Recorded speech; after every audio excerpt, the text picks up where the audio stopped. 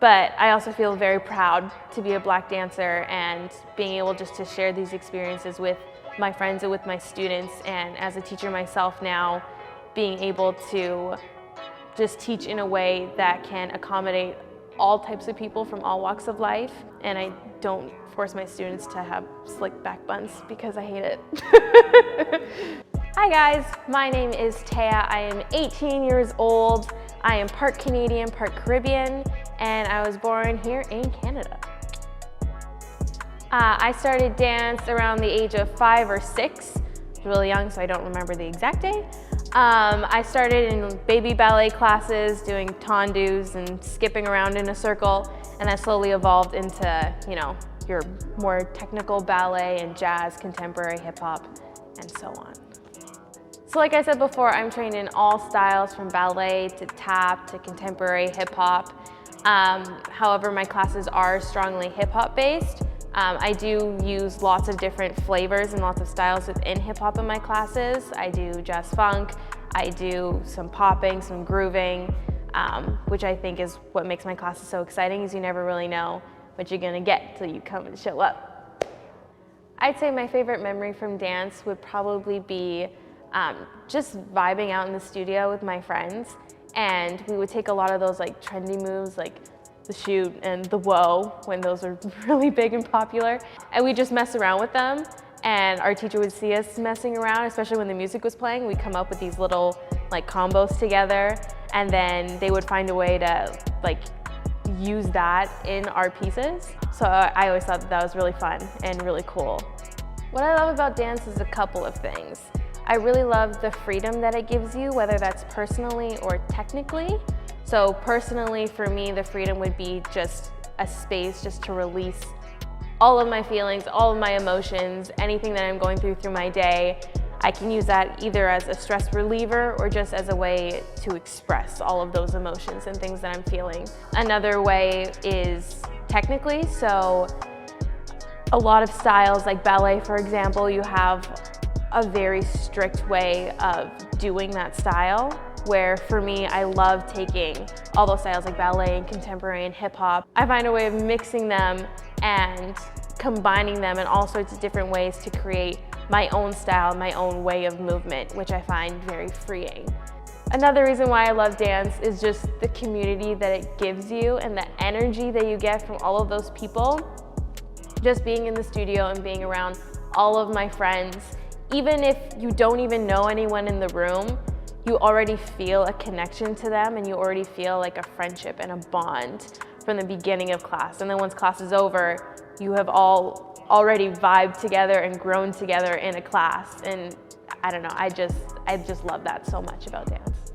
What someone can expect when coming to my class, first of all, is good times and good vibes. That's what I want above all else in my class. You can find lots of grooving, a little bit of popping, some waving, but overall, I love my classes as just an area to grow, right? Whether you're an absolute beginner or you're an advanced dancer, I want to be able to give you something to grow on, but also a piece that you can just vibe out to wherever you are, whether that's in your room, in your car, in your garage, wherever that may be. I just want it to be a good time and a party.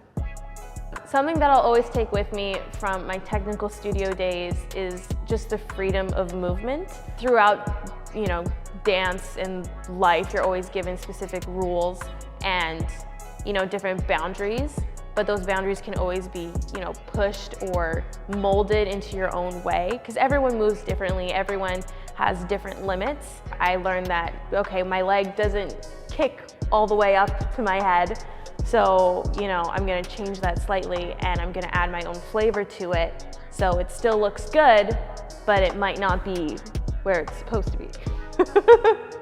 Growing up in a technical studio as a Black dancer was sometimes challenging.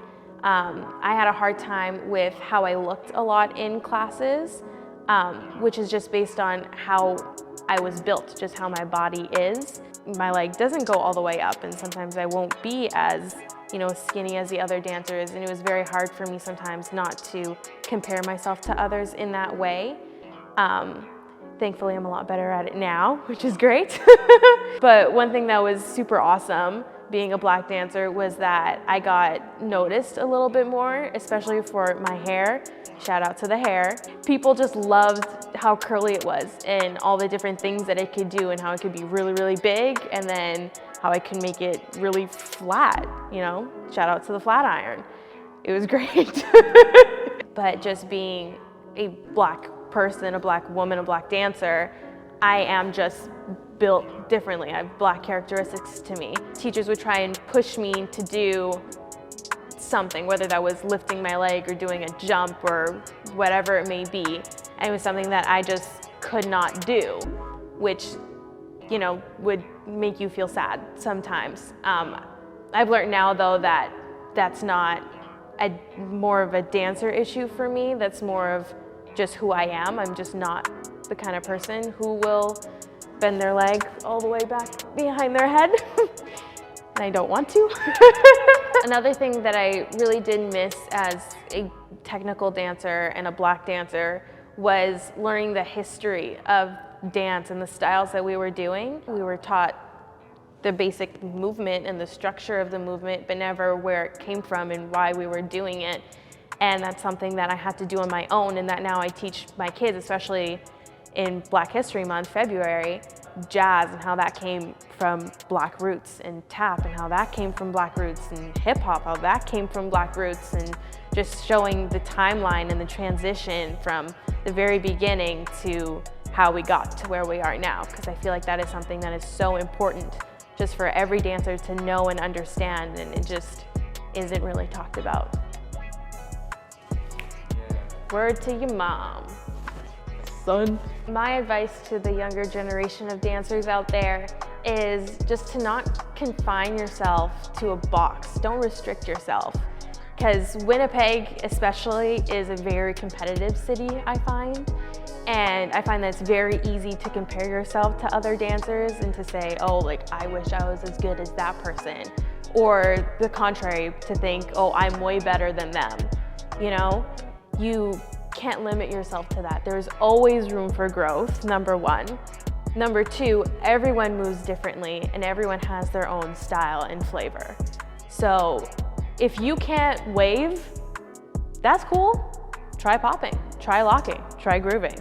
You have to try all these different things until you find what works for you and your style, and then you just stick with it. Was that good? Did I answer the question? Thanks for tuning in, like and subscribe. I do have a YouTube channel, but it's only got one video on it. And it's a dance video, it's not even like a real YouTube video.